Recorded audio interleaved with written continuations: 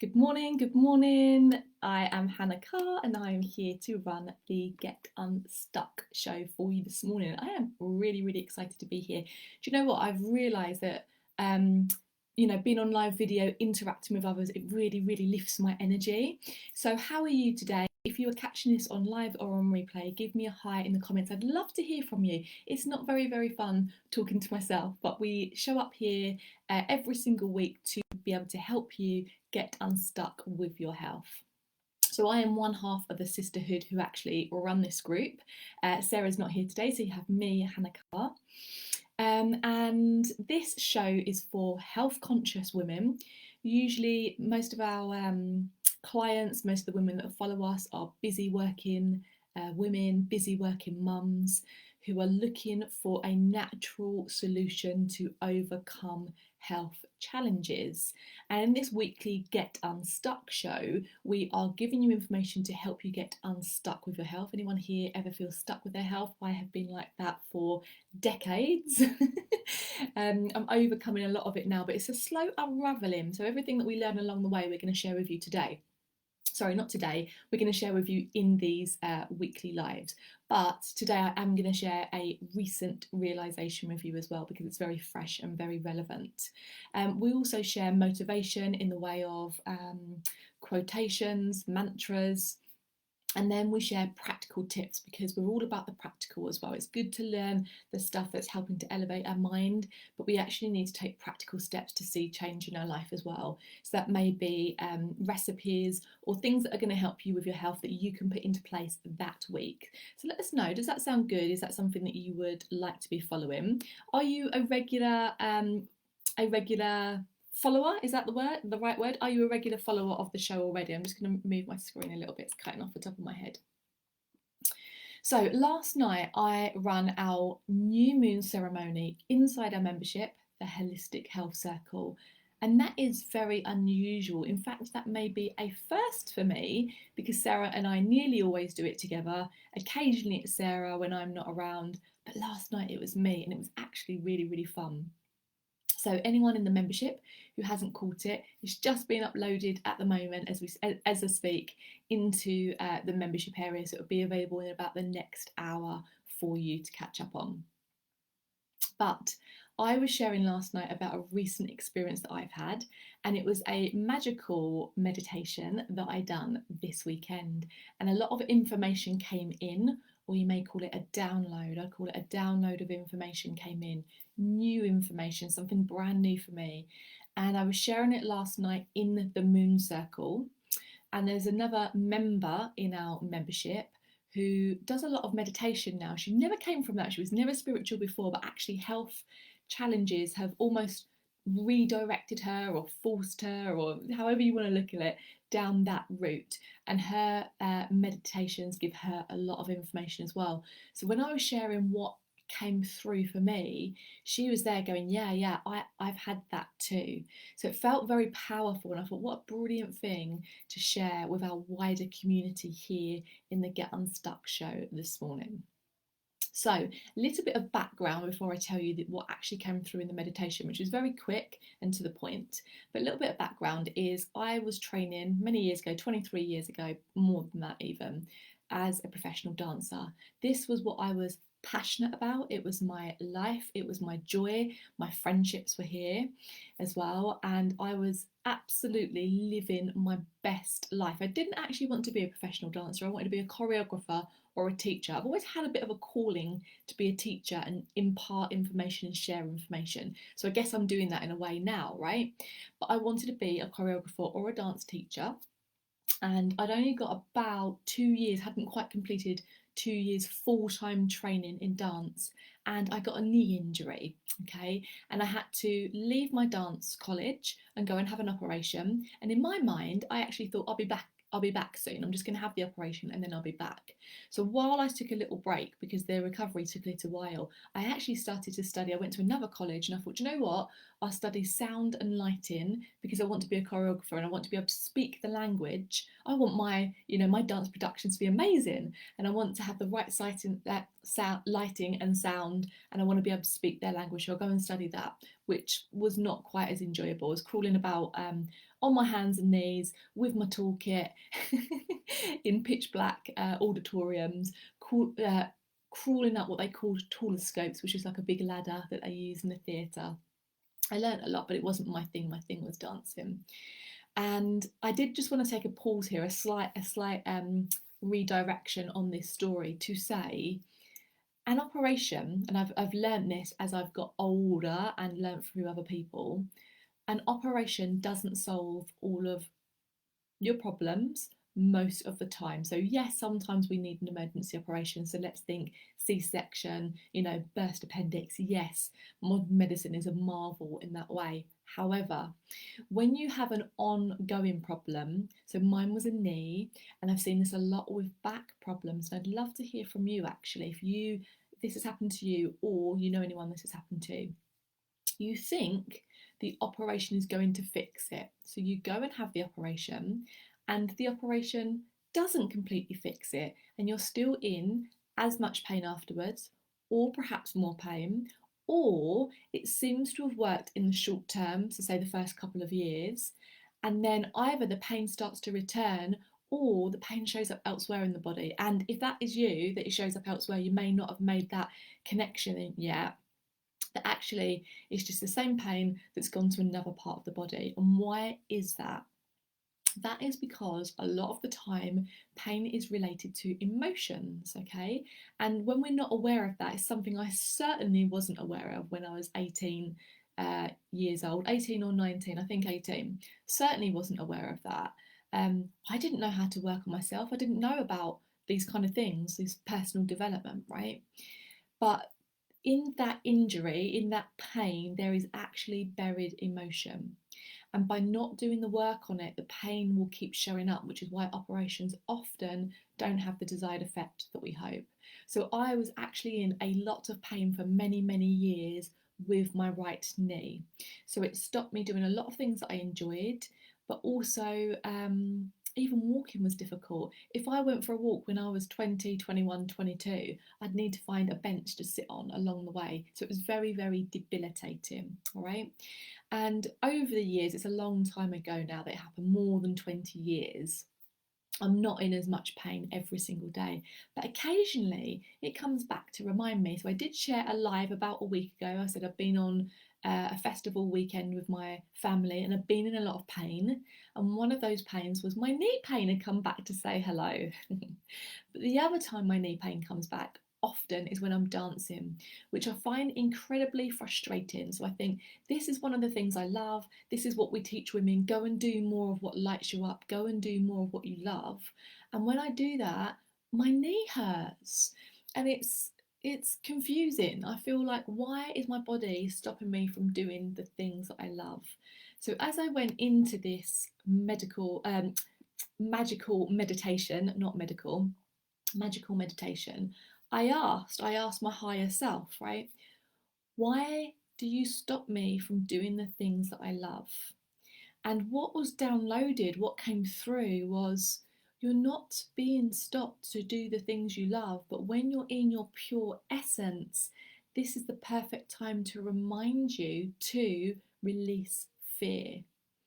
And I'd already come to this conclusion that the knee pain was fear, because the knees are related to the kidneys, and the kidneys, the emotion that the kidneys hold is fear. So I'd already joined these dots quite recently, actually. I was reflecting on with my newfound knowledge and wisdom over doing this work for many years.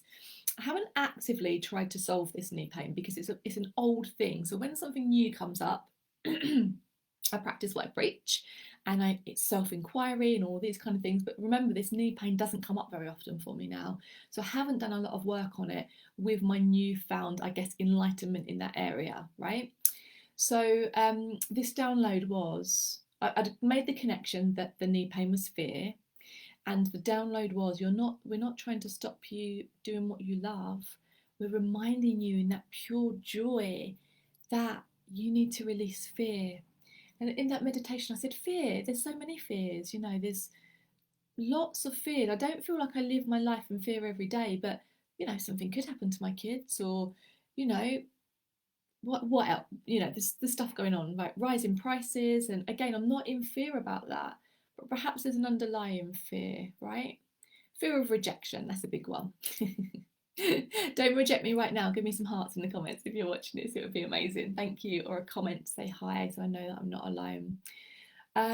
Yeah, fear of rejection is a big one. So in my meditation it said release fear, and I said, what fear? There's so many. And it said just fear. Just fear. It can be, you can make it into this big scary overwhelming thing, or you can just release fear. So I said, okay, so now I know that I've got something to work on. When that pain comes up, I'm now not going to say, oh, that's frustrating, I'm being stopped dancing again. I can say, my body's giving me a chance to heal this underlying fear that I'm holding on to. So what you do is you bring curiosity to it. So if you have any pain in your body, you can bring that same curiosity to it, especially if something has been going on for a long time. So rather than, oh, my body never supports me, my body always stops me, it's, okay, I'm bringing curiosity to this. What's going on? Why is my body? It's the language of the body is pain, really, or emotion, feeling, right? That is the emotion of the body. The body can't go knock, knock, knock. Hi, Hannah, you've got fear, you need to release. It can't actually speak to me, although it did in this meditation, because I allowed myself to go deep within. But the way that it communicates is by getting our attention. So it could be a pain, it could be a discomfort, it could be a feeling, right? So we get this with emotions as well. So if we're feeling fearful, our body's alerting us to there's something to be worried about, might be over alerting us. If there's anger, there's something that our body's telling us, hey, you're passionate about this. You know, you need to move, you need to do something about this. So let's start responding more rather than ignoring emotions, pain, feelings within the body. So this is your quotation, and it is related to this. To overcome a current problem, you can't do it with the same consciousness that created it or that's keeping you stuck. So I'm just going to repeat that slowly one more time.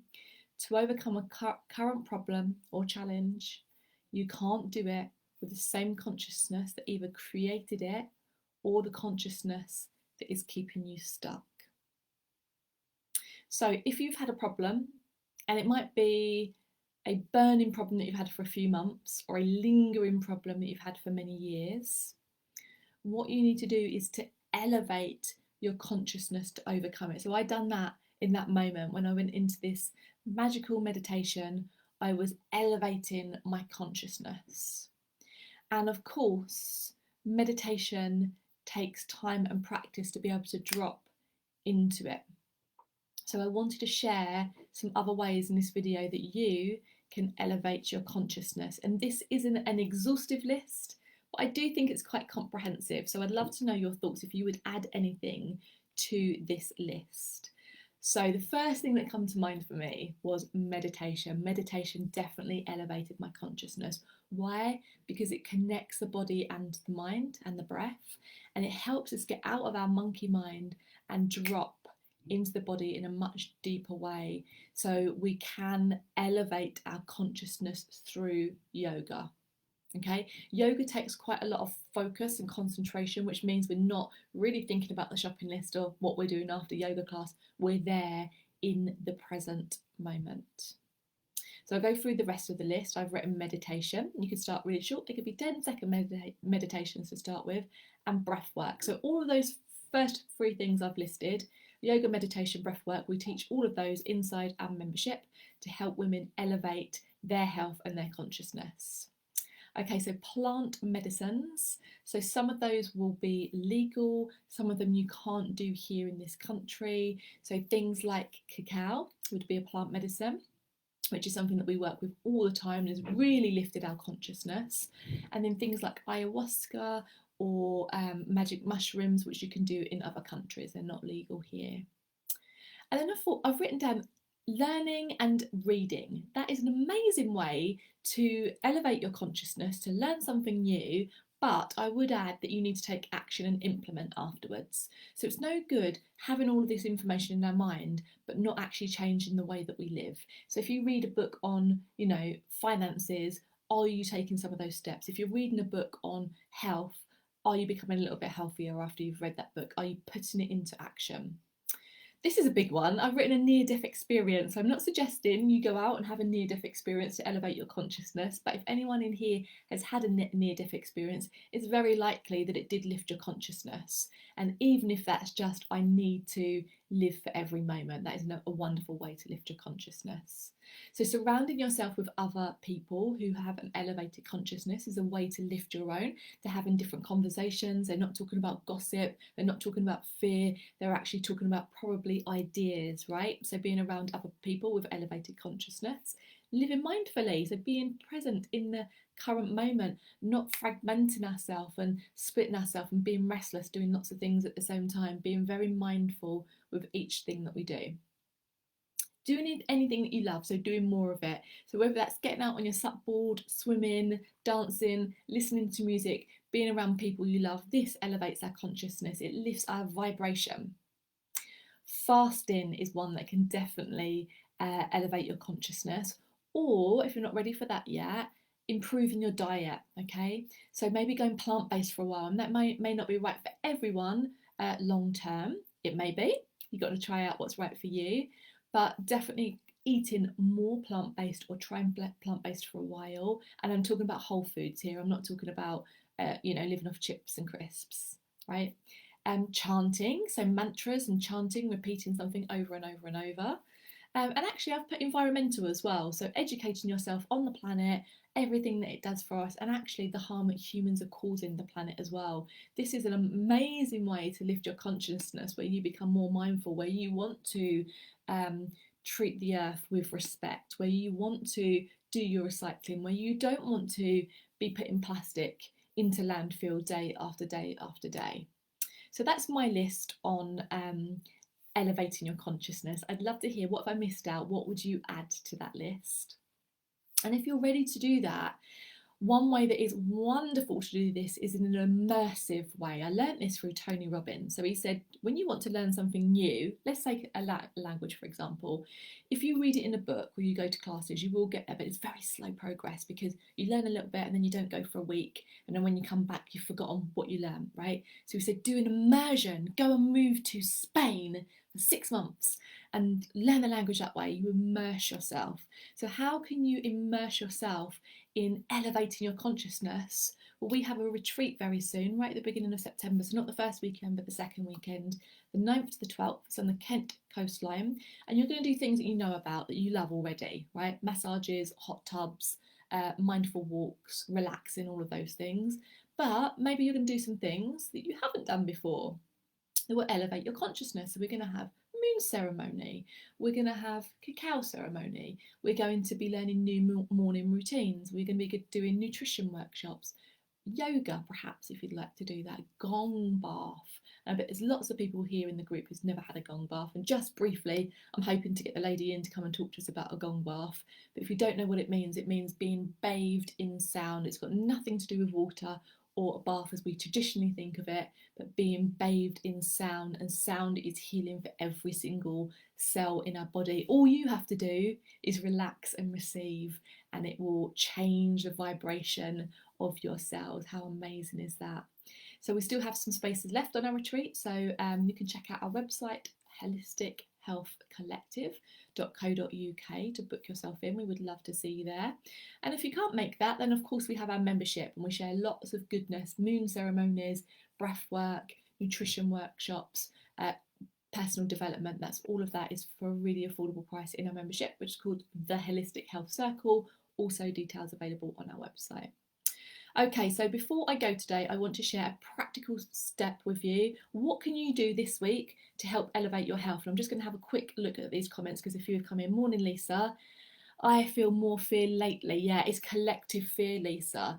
This is being pushed towards us, and collectively we're feeling the fear. So what can we do? And was thinking it might be linked to hormones and perimenopause. No, I'd say collective fear. It can of course be linked to hormones and perimenopause. Sometimes when we're a little bit out of balance, anxiety can increase. But all of the things I mentioned already, Lisa, are the things that can help you. So you've got your cacao practice. Make sure that you're getting some time by yourself to do that. The meditations, the breath work, our PQs, Lisa's recently done mental fitness with me, so our PQ reps, all of these things will help you. Hi Laura, I haven't heard from you for a while. My anxiety and fear are really up at the moment post COVID and being unwell. Need to, hold on, release the fear. So how can you do that? How have you done it in the past? Fear is held in the kidneys, and I'm going to tell you one thing about the kidneys. You're going to know this anyway. The kidneys love hydration. When our body gets dehydrated, it contracts and it holds on. It's like, I need to hold on to the little bit of water I've got here. So we remain stuck, okay? So one easy way to release fear is to hydrate the body more. How simple is that? Yeah, I'm here with my, you can't see it, I've got water this morning in my cup. Warm water. So warm water and lemon, or just warm water. Cold water is quite a shock for the body. More hydration, that is a way to release fear. Journaling, what a beautiful way to release fear. Talking circles, I loved a talking circle. We do that inside the membership. We're going to be doing some more live in person soon as well. This releases fear as well. Choosing not to watch the news, okay? Don't have the news on. You don't need to know it. Honestly, I've not watched the news for more than 5 years and I haven't missed out on anything. Any big things you'll hear through someone else. Don't watch the news. Lisa says fear is always worse after reading the news. No news. Okay, so I want to give you a tip that is going to help your health in the next week. So please put this into place. We are coming into cold and flu season. Think about this for your children as well. When they go back to school, they always come back with a cold. They pass it on to you as well. It doesn't actually work like that, but that's for another video, okay?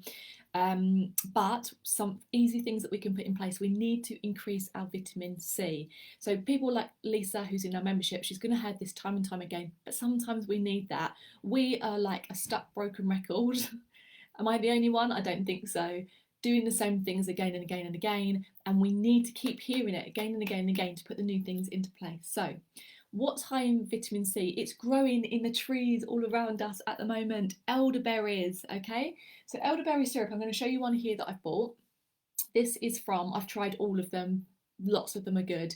Viridian's lovely, that you can get on the natural dispensary. This one is Neal's Yard organic elderberry syrup. This one's not mixed with anything, so if you do buy any online, look what it's mixed with. If it's got any spices in there, which is good for warming up the body, kids generally don't like it, so try and get one that's pure elderberry. Now, elderberry syrup, I don't find it particularly expensive, but others have fed back to me that they do. I really value my health and invest in my health, putting the money in up front to stop the colds and the fleas, right? But not everyone's of that mindset yet. So I've got one of our members of the Holistic Health Circle. She's got 4 kids and herself and her husband. So you can imagine that wouldn't last very long. If you're all having a tablespoon a day, that wouldn't last very long. So then it could be expensive. So the price of this is somewhere between £5 and £20, depending what brand you get. I'd say on average £10 to £15 a bottle. I find it invaluable for our health. The reason being, elderberries are really, really high in vitamin C. They're also very, very high in antioxidants. Antioxidants can help protect your cells from damage, help prevent heart disease and cancer.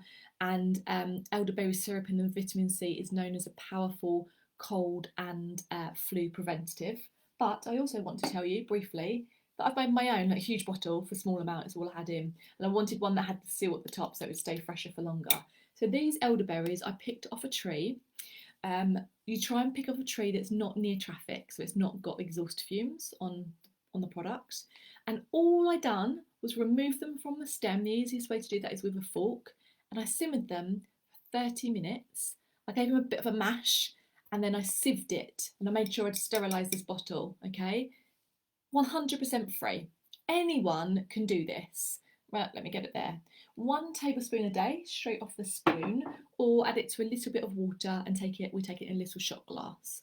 Now this, my daughter she kind of moans about some of the ones that we buy sometimes. These are much thicker. They do have sugar in them as well, which, not great.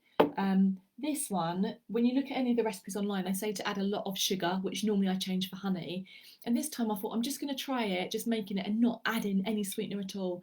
And my daughter went, "Oh, mummy, that is so much better." She really, really loved it. She went, "Can I have more?" And I was like, no, we'll try and make it last. So that will last about 3 weeks in that bottle. You can also freeze it. So you could put it into an ice cube tray when you make it. and then freeze it and pop one out and let it defrost each day. So my tip to you today is to increase your vitamin C. You could do that through orange, red, yellow fruits and vegetables. So yellow peppers, kiwi fruits, pumpkins, cherries, amazing, okay? Or get your elderberry syrup in and try and have this as a daily habit. I promise you it will help you so much. It's helped so many of my clients. So that is the Get Unstuck show for today. Again, give us some comments, give us some love, because we want to show up for you, but only if this is valuable. And how do we know it's valuable for you if we don't hear from you? So thank you, Lisa. Thank you, Laura. It was lovely to hear from you today. Thank you for joining me. And we will see you next week for the Get Unstuck show at 8:30 on Monday morning. Enjoy your bank holiday.